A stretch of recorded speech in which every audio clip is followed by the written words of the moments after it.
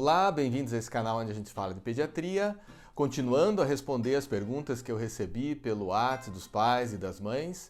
Hoje a gente vai conversar um pouco sobre os grupos de risco dentro da pediatria.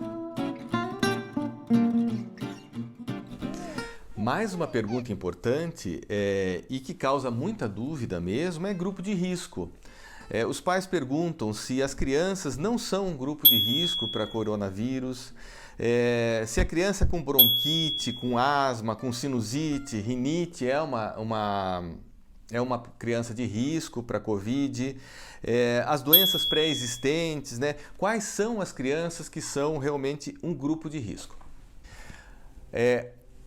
A gente precisa diferenciar duas coisas importantes. O que é grupo de risco para Covid e o que é o grupo de risco para complicações da Covid. Então, como eu falei antes, todos nós somos suscetíveis à Covid-19. Nós não temos imunidade ao coronavírus. Então, de uma forma ou de outra, a gente vai ter contato e vai ou não desenvolver a doença, dependendo da nossa imunidade e dependendo de vários fatores, isso vai ser uma doença mais grave ou menos grave. Geralmente menos grave na criança. E quanto às doenças existentes na criança, isso também gera uma dúvida nos pais.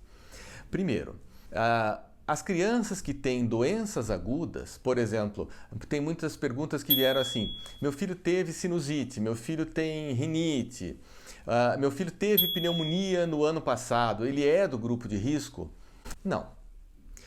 A criança que teve um quadro infeccioso no passado, aquela criança que tem quadros infecciosos leves, como a sinusite, lembrando que sinusite na criança não costuma ser crônica, há uma confusão nisso também, a criança faz quadros, pode fazer quadros recorrentes de sinusite.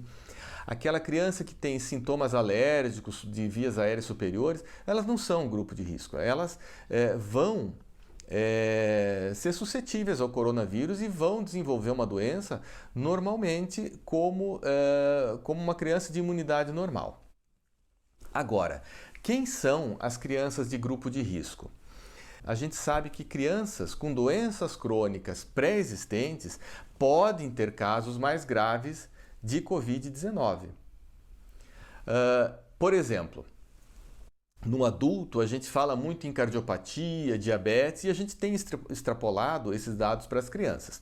Mas o que a gente observa mais é que nos jovens a presença da obesidade é um fator que piora a evolução. Outra coisa importante é a asma. A asma, ou também chamada de bronquite, é a doença crônica mais prevalente na infância. Então, crianças que têm bronquite ou asma, elas precisam ter uma atenção especial, porque elas podem desenvolver quadros mais graves.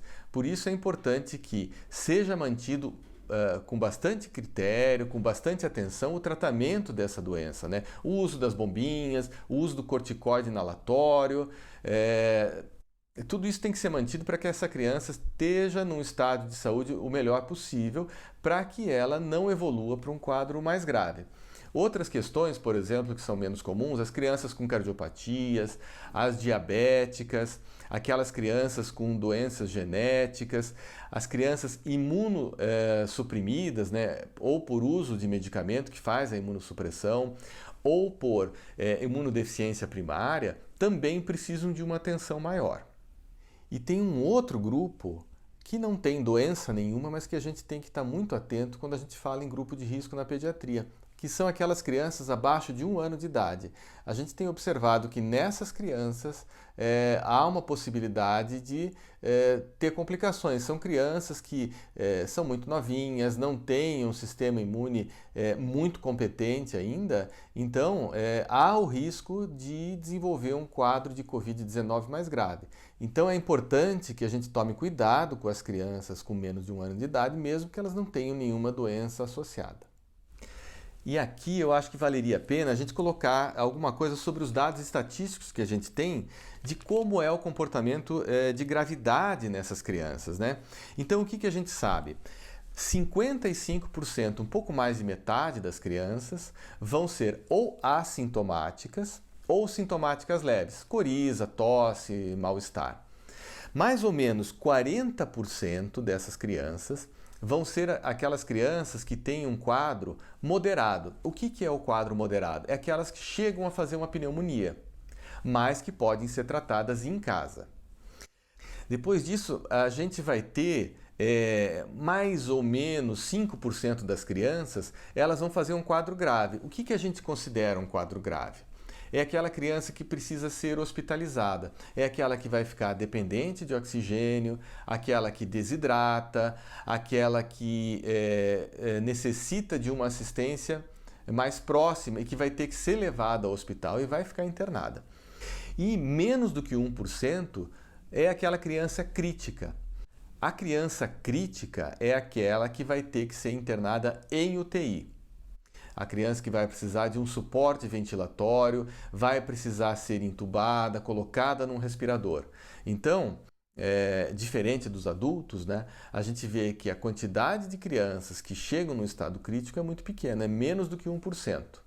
E nessas crianças que vão para a UTI, até o momento a gente observa que são aquelas que têm comorbidades, são aquelas que têm uma doença crônica pré-existente e que essa doença crônica piora em virtude da infecção.